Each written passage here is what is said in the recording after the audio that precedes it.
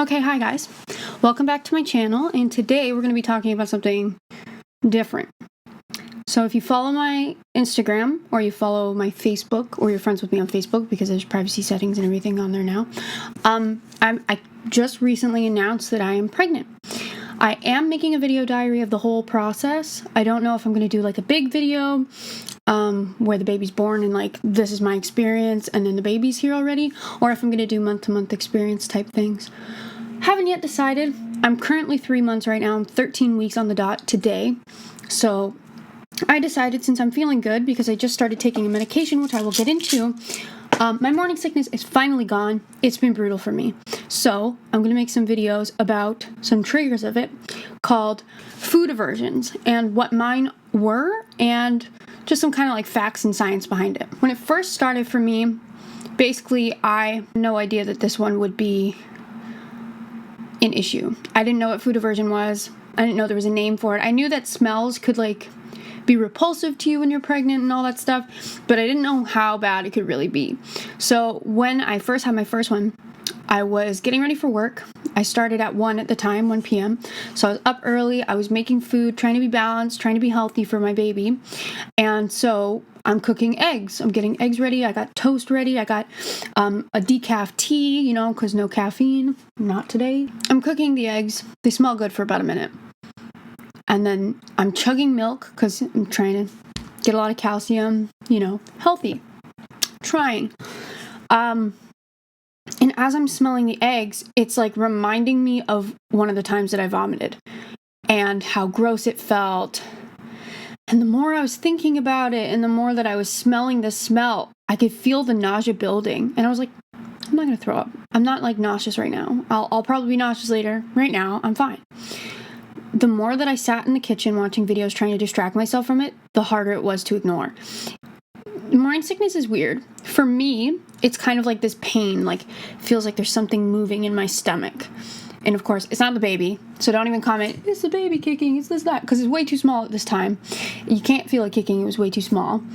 But I knew I was going to throw up, so I'm trying to run up the stairs, because I didn't want to go to the downstairs one. I don't even know why. I think I was just ready to go upstairs with my food, actually. And no, it wasn't even ready yet. Sorry, my brain's all over the place. It wasn't even ready yet, and I had to go to the bathroom to throw up, and I didn't want to be in the downstairs one. I have no idea why I was running upstairs for the upstairs one. It's kind of like my designated puking bathroom. I'm running halfway up the stairs, and it's like, sorry, TMI, but it was like in my mouth. The worst thing you can throw up is milk. I'm telling you right now, that's the worst thing I've thrown up. Anything dairy. I had cheese and crackers and milk yesterday, and threw it up, and it's like the worst thing because the milk gets dried up in your nose. I'm sorry. I have to share it. It's part of the food aversion. But the first one for me was eggs. Cooking eggs. The smell of scrambled eggs. Not a good time. Other thing, and I'm just going to wrap this up all in one because it's all meat for me. I can't stand the smell of meat cooking. I can't look at it. I can't even smell it after it's cooked. My mom made me so many good dinners where there was like ham, there was chicken thighs, like all these amazing things that normally beforehand I would eat like tons of it. Now I can't touch meat. I can't eat it, nothing. I can't stomach it because it just makes me nauseous. This baby wants me to be a freaking vegetarian, which I personally would not be able to do. If I was always nauseous like this now, I'd probably be a vegetarian. Sorry, I burped.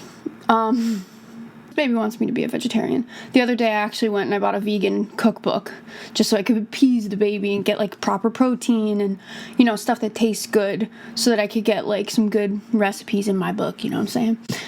So those were some of my food aversions. Chicken, can't eat it. Turkey, I could, in smaller portions. That one doesn't seem to bother me with the smell. My mom made cottage roll, which is basically ham. That was fine for like 2 days. And then on Thanksgiving, we had ham, because we had like turkey earlier in the week anyway. And I could not keep it down. I threw up while I was working and had to like tell a customer I'll be right back. And it was 10 minutes of just pure vomit. Food aversions suck. It's all tied to morning sickness. Food aversions are commonly known as the opposite of cravings. And I'm going to make a cravings video where my mom actually explained to me how cravings are a hoax. You may be confused by that, and I'll get into that in the next video. But for now, I'm going to leave it here. It's just a short, sweet, simple video just about food aversions and what I've experienced.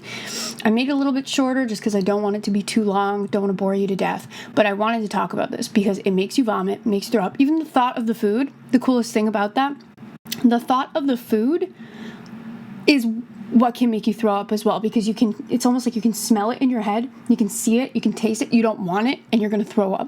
And that's how it is. So now for this little end of the video, I'm going to have just like some charts or whatever, pictures of examples of shit, some little scientific facts leading up with aversion. And yeah, if you like this kind of video, let me know by leaving a like. If you're not yet subscribed, feel free to subscribe. I'm going to be making videos not just about pregnancy at all, because I'm not a pregnancy channel. I'm not going to make it a mom channel. I'm just sharing my experience, which is what this channel is about. My life, my experiences, and what I've been up to. And yeah, thanks so much for watching and wasting your time with me. I hope COVID and quarantining is safe for you. I hope you're staying safe. Wear a mask. It's fucking important. Do it. Whether you think it's a hoax or not, why take the risk? You know what I'm saying? You know what I'm saying? Okay. Have a great day, guys. Okay. What causes food aversions during pregnancy? So food aversions, like cravings, are possibly caused by the HCG levels in pregnancy. So that's the pregnancy hormone that actually doubles every few days during your first trimester. They peak on and off around the 11th week of pregnancy. Up to that point, the rapidly rising levels may be behind symptoms such as nausea, cravings, and food aversions. However, your hormones will continue to affect your appetite throughout your pregnancy. So you could actually lose food aversions, or they could just remain with you the whole time, which still kind of sucks. Like, even me editing this video right now and talking about eggs, it did make me want to, yak all over my iPad. Obviously, I didn't, but it turns your stomach. So just continue to read this page if you feel like, and I'll also be leaving all the links down below of some material that I did find explaining how this comes to be. And just my final tip here that I wanted to add in while you're reading the end here. I recommend staying away from spicy foods, just because it does trigger nausea, not in the sense of food aversion of the smell or anything, but the spiciness actually can upset your stomach. And here's a list of some things, including spicy foods, that they say are common food aversions.